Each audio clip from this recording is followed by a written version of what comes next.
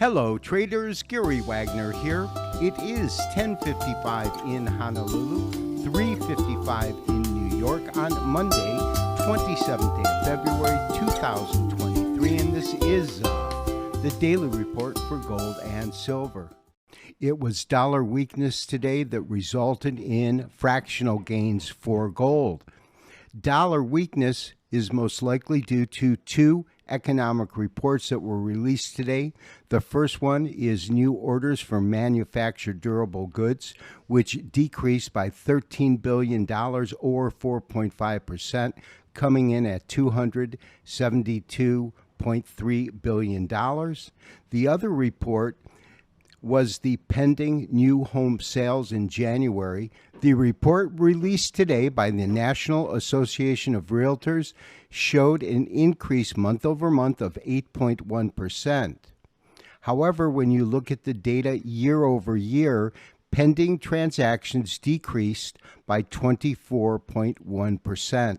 Collectively, this is the most likely explanation for dollar weakness. Currently, we have gold trading higher to the tune of $6.50, with the most active April contract fixed at $1,823.60. That's a net gain of 0.36%. However, when you compare that to the dollar, which declined by 0.51%, you can see that today's gains in gold were over 100% related directly to dollar weakness. Lastly, a look at silver today. March silver declined by 1.11% or 23 cents, with the most active futures contract currently fixed at $20.58. We are looking at a daily Japanese candlestick chart of the dollar with a Fibonacci retracement data set. The data set that we've included starts at the highs of October at just shy of 115, down to these lows that occurred at the beginning of February, just above 100. We could easily see the dollar continue to rise, and on a technical basis, we could see it rise to about 106.06 before we find resistance, and that is based upon the 61.8% Fibonacci retracement.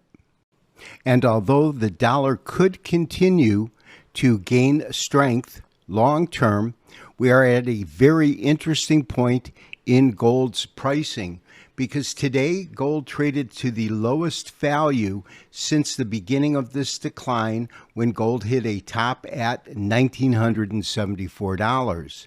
The key is that this occurs right around $1,815. Today's low was $1,812, which corresponds to the 61.8% Fib retracement.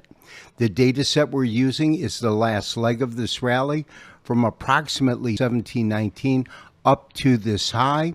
This is a respectable but deep correction, but it indicates if we find support between here and as low as 1800, that what we're witnessing is a normal correction in gold and not a pivot or key reversal, as I spoke about on last week's weekend review.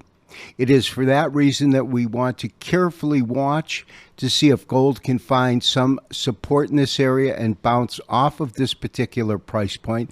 That would be a good entry point, and at the same time, in terms of a stop, it would just have to be below $1,800. This has been Gary Wagner, wishing you as always good trading. We will talk to you tomorrow for the next daily update and review. Bye-bye.